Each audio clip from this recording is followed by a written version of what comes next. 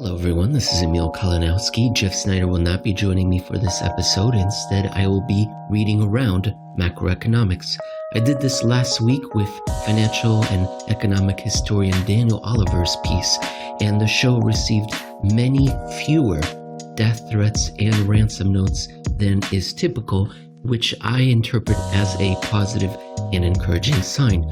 Therefore, this week I will be reading a piece by Michael Pettis at the Carnegie Endowment for International Peace. It was posted on January 28th, 2021, and it is called How Trump's Tariffs Really Affected the U.S. Job Market.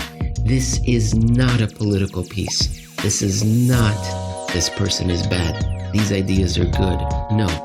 Professor Pettis is an economic historian, and he has been writing about global capital flows and trade flows for at least a couple of decades that I'm aware of. And he has a systemic approach to viewing international capital flows that you don't hear and don't see in the mainstream financial press. And that's why I'm going to read it to you. I hope you enjoy it. Please leave comments in the show notes and on Twitter, whatever you think of this. And here we go. Let me start.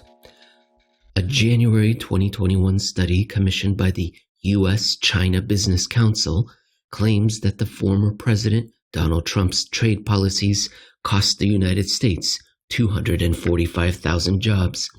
As a Reuters news report put it, the USCBC claimed that a gradual scaling back of tariffs could help stop the bleeding, while also arguing that a failure to do so would lead to even greater job losses and more sluggish growth.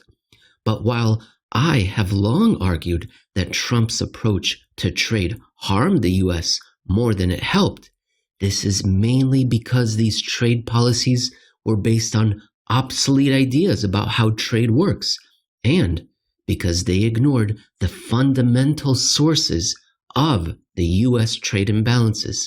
As Matthew Klein and I argued in Trade Wars Are Class Wars, bilateral tariffs on Chinese goods do nothing to change the income distortions in China that spurred the country to run huge surpluses and export its deficient levels of domestic demands. Nor do such tariffs address the mechanisms that send these demand deficiencies to American shores.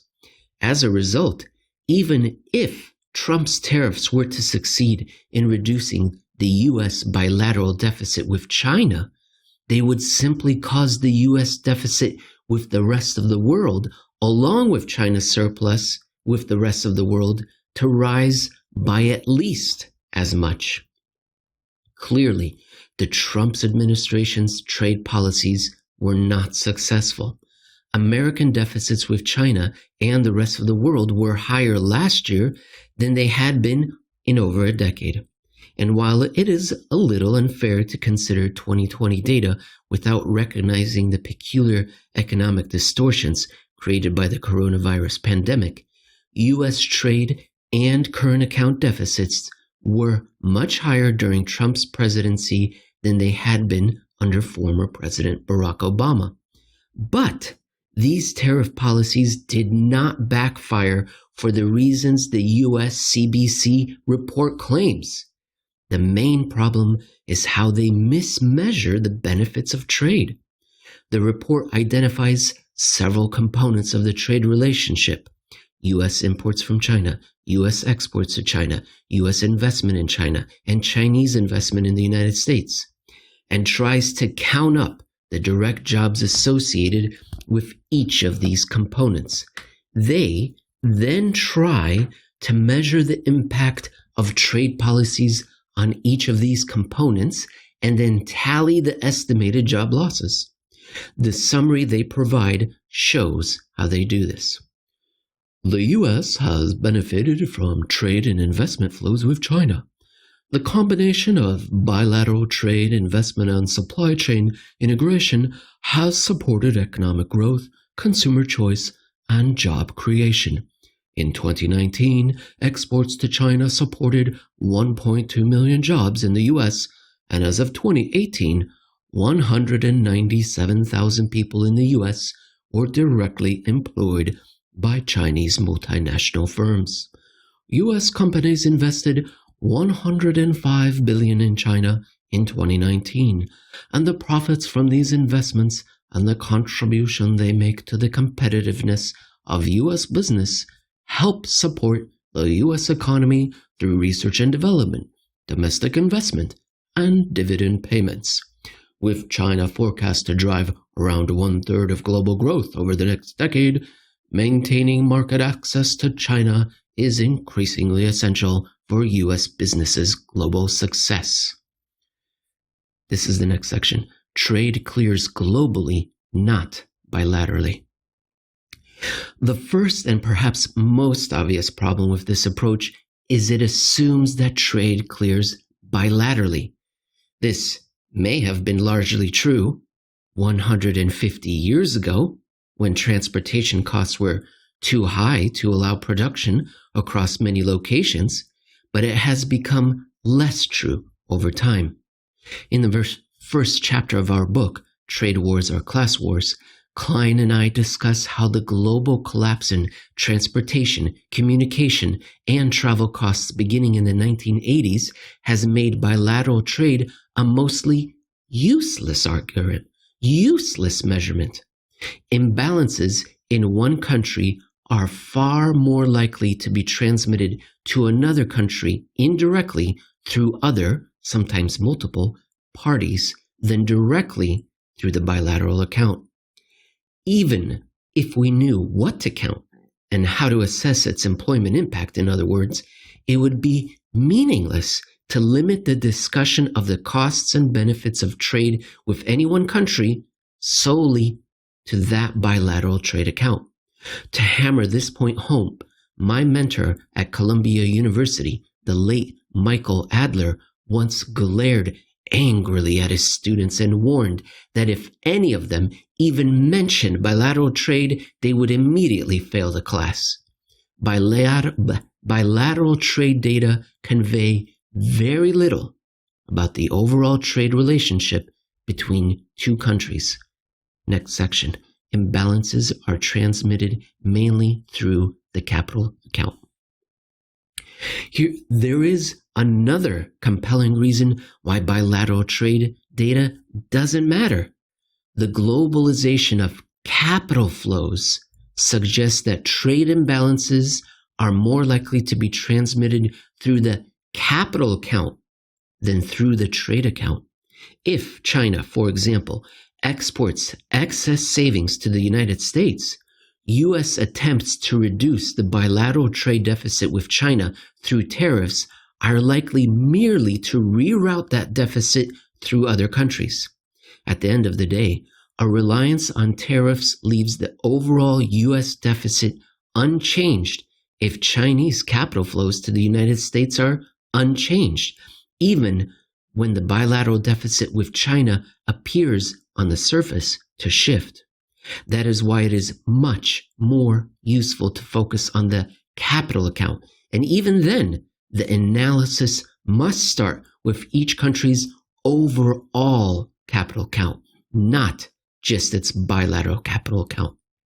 To understand how China affects the U.S. economy, in other words, analysts must focus on how Chinese policies force up domestic savings above domestic investment and how these excess savings are then exported to the rest of the world. To the extent that they are exported to developing countries in which domestic investment needs exceed domestic savings, developing countries that are running trade deficits funded by Chinese capital inflows. Chinese imbalances are a positive for growth because they raise investment in the recipient country. To the extent, however, that Chinese excess savings are exported to advanced economies that are not capital constrained, they merely shift growth from their trade partners to themselves. The impact on the U.S. economy, in that case, would depend on the role the United States plays in absorbing excess global savings. But things get even more complicated than that. The negative economic impact that these savings can have on the U.S. economy can manifest itself as either higher unemployment or higher debt, either household debt or a fiscal deficit. The actual impact depends on how domestic policies are designed to determine whether the United States, quote unquote, chooses higher unemployment or higher debt. This is important. The United States can adjust to excess foreign savings in several ways. The only requirement is that the adjustment must lower the U.S. savings rate one way or another. This can happen because imported foreign savings, which are identical to the net import of goods and services, either raises unemployment or raises debt. That is why it isn't at all clear that the right way to measure an adverse trade imbalance is in the number of jobs lost or gained. After all, the necessary U.S. adjustment could just as easily, and more likely, occur in the form of higher household debt. Next section, most of the trade impact is indirect, not direct. A further problem with the USCBC methodology is that it seems mainly to count the impact of each component of trade. U.S. imports from China, U.S. exports to China, U.S. investment in China, and Chinese investment in the United States on direct employment while ignoring the indirect components. For example, if a tariff on Chinese widgets causes Americans to consume fewer widgets, it is a relatively easy exercise to measure how many Americans employed in the widget distribution business will lose their jobs. But even if Americans buy fewer widgets, that doesn't mean that total American consumption is reduced. It just means that Americans will buy fewer widgets and more of other things. That being the case, it isn't at all obvious how tariffs on Chinese widgets would affect American employment overall. What really matters is how tariffs on Chinese widgets affect relative shares of GDP retained by Chinese and American households. It isn't hard to understand why most trade analysts prefer to count the direct impact. It seems easier to estimate. But most of both the positive and negative impacts of trade are likely to be indirect, affecting the economy primarily by changing the overall macroeconomic levels of investment and/or savings. Next section, deficits aren't all created equal. The USCBC studies methods don't add up in other ways. This kind of trade analysis can't distinguish between the employment impact of 19th century U.S. deficits and contemporary deficits. This matters because the two are categorically different. In the 19th century, when the United States suffered from capital scarcity, foreign capital inflows boosted U.S. investment. But in the capital-saturated United States of today, excess foreign capital inflows and the deficits they trigger end up reducing savings, not boosting investment. This difference is hugely important. Basic accounting identities teach that net capital inflows must, by definition, result in either higher investment or lower savings. Because American trade deficits that result in higher investment cannot possibly have the same impact as American trade deficits that repress savings, there are serious problems with a methodology that cannot distinguish between the two.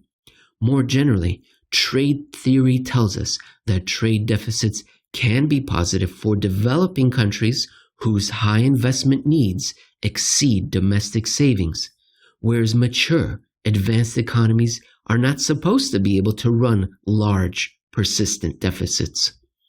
A research methodology that cannot distinguish between the two paints a very skewed picture. The same problem emerges in an even worse way when analysts assume that the employment impact of Chinese investment in the United States is equal to the number of jobs in Chinese-owned businesses. This could only be true in an economy with very high costs of capital, in which demand is held down by supply-side constraints. Those conditions clearly don't apply to the United States of the past 4 years, when capital has been cheap and abundant, and the main constraints have been on the demand side.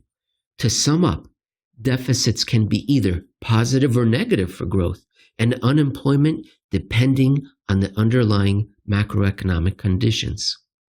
A research methodology that fails to notice or account for this is likely to miss the big picture. Next section, surpluses are usually the consequence of suppressed wages. By focusing on the employment impact of each independent component of trade, the USCBC analysis seems unable to distinguish between the employment impact of foreign trade on countries running large surpluses versus the impact on those running balanced positions or large deficits. Yet it is obvious that the countries that run large surpluses do so to generate jobs that cannot be economically sustained by meeting domestic demand alone. This tendency to conflate unlike trade effects effectively misses the point. They do not ignore the impact of imports altogether, but their methodology seems to assume automatically that imports increase real household income by lowering the price of consumer goods by more than they reduce household income through direct job losses. Meanwhile, they simultaneously ignore the ways imports can repress wages or raise indirect unemployment, along with the indirect job losses caused by this wage suppression. In nearly every country running large, persistent surpluses, the household share of GDP is lower than that of peer countries and trade partners. This isn't merely a coincidence. It is low wages relative to productivity that allows countries to run surpluses, and yet the USCBC analysis seems implicitly to deny that countries increase international competitiveness mainly by directly or indirectly reducing the wage share of production, or that when countries implement policies to improve what they deem international competitiveness, this is usually nothing more than a euphemism for policies that directly or indirectly suppress wages. That is why they find that more trade can only result in higher real household income. They exclude the possibility that, to the extent a surplus country relies on lowering wages to become competitive enough to run its surplus, it must put downward wage pressure on its trade partners. Next section, foreign profits don't generate domestic investment windfalls.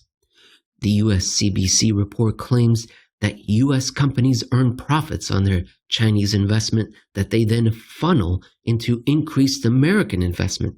But again, this assumption ignores the crucial distinction between economies where business investment is constrained by high capital costs and economies where investment is constrained by weak demand. Many multinational American companies are already sitting on huge hoards of cash for which they cannot find a productive use. That hardly seems to indicate that American businesses need foreign profits to fund even more investment at home. Next section, trade is more than ideology. The USCBC study concludes with the following. Scaling back tariffs would likely benefit the U.S. economy and create jobs. Even a moderate rollback in tariffs could increase economic growth and stimulate employment growth. Under our trade war de-escalation scenario, where both governments gradually scale back average tariff rates to around 12%, compared with around 19% now, the U.S. economy produces an additional $160 billion in real GDP over the next 5 years and employs an additional 145,000 people by 2025. U.S. household income would be $460 higher per household as a result of increased employment and incomes as well as lower prices. Escalating trade tensions and significant decoupling with China would hurt the U.S. economy further and reduce employment. Our trade war escalation and decoupling scenario sees the U.S. economy produce $1.6 trillion less in real GDP terms over the next 5 years and results in 732,000 fewer jobs in 2022 and 320,000 fewer jobs in 2025. In addition to a significant near-term shock to the economic output, long-term effects would permanently lower GDP, reflecting lower economic productivity. By the end of 2025, U.S. households will have lost an estimated $6,400 in real income. This is an admirably precise set of conclusions and projections about the supposed impact of their recommendations, but the USCBC's methodology does not support them. Their analysis focuses mostly on minor or irrelevant data and almost wholly ignores the key issues at play. The idea that trade deficits are always bad or always good is just ideology. Deficits can be positive for growth under some conditions and negative for growth under other circumstances. An analysis that cannot distinguish between the two sets of conditions is bound to discover only whatever it sets out to discover and bound to reach conclusions that cannot be trusted.